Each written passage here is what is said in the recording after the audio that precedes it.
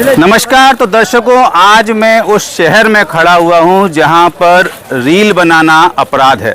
जी हाँ, यदि आप यहां रील बनाते हैं और प्रशासन की मंजूरी आपके पास नहीं है तो आपको जेल भी हो सकती है। ये तुगलकी फरमान दिया है यहां ग्वालियर के कलेक्टर साहिबा ने। हुआ यूँ कि युवाओं को रील बनाने का शौक़ तो होता ही है और रील बनाने के लिए वो ऐसे स्पॉट्स पर जाते हैं यहाँ कुछ अच्छी लोकेशन हो, अच्छा व्यू हो, और इसी को देखते हुए कई सारे युवा फोर्ट पे भी आते हैं, हिस्टोरिकल प्लेसेस पे भी जाते हैं।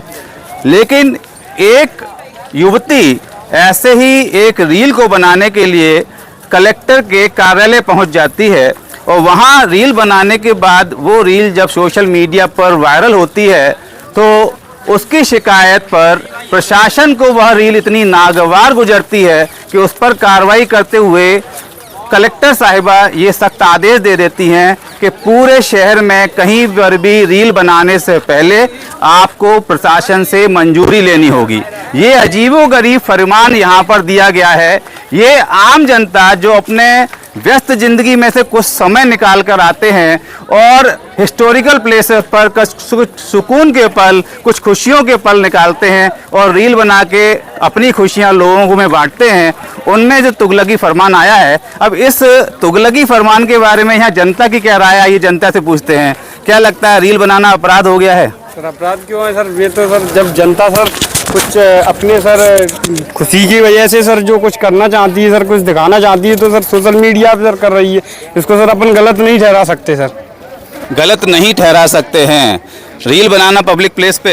नहीं, बिल्कुल गलत नहीं है। मतलब जैसे कि गलत कंटेंट हो वो गलत है, लेकिन अपने खुशी के लिए बना रहे हो तो वो गलत नहीं है। बहुत सही समझदारी की बात कर रहा है बच्चा कि कंटेंट यदि गलत नहीं है तो रील गलत नहीं है। और मैं समझता हूँ उस युवती की भी जो रील है उसमें कंटेंट कोई गलत नहीं है। बहुत ही अच्छा नृत्य किया था उसने, उसके अंदर कला दिखाई दे रही थी। हालांकि उसने स्थल गलत चुना था कलेक्टर साहिबा का। क्या लगता है, रील बनाने को एक जो है अपराध बता दिया गया है आपके शहर में?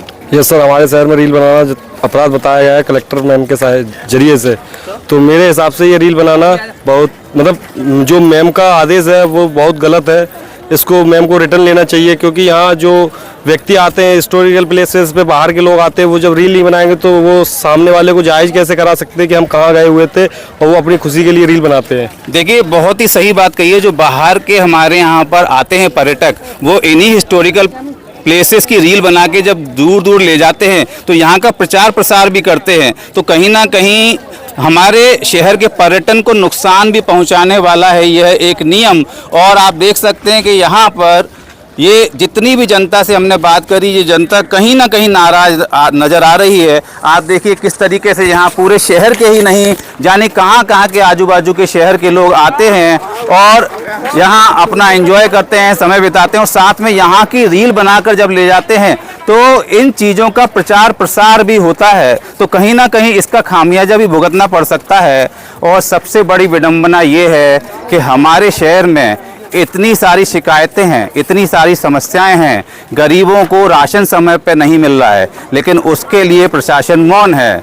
खुले में शराब के जाम झलकाए जा रहे हैं, लेकिन वहां पर प्रशासन कार्रवाई कर नहीं पा रहा है। ज़मीनों पर अवैध कब्जा हो रहा है, लेकिन वहां पर कब्जा हटाने के लिए फरमान जारी नहीं हो पा रहे हैं।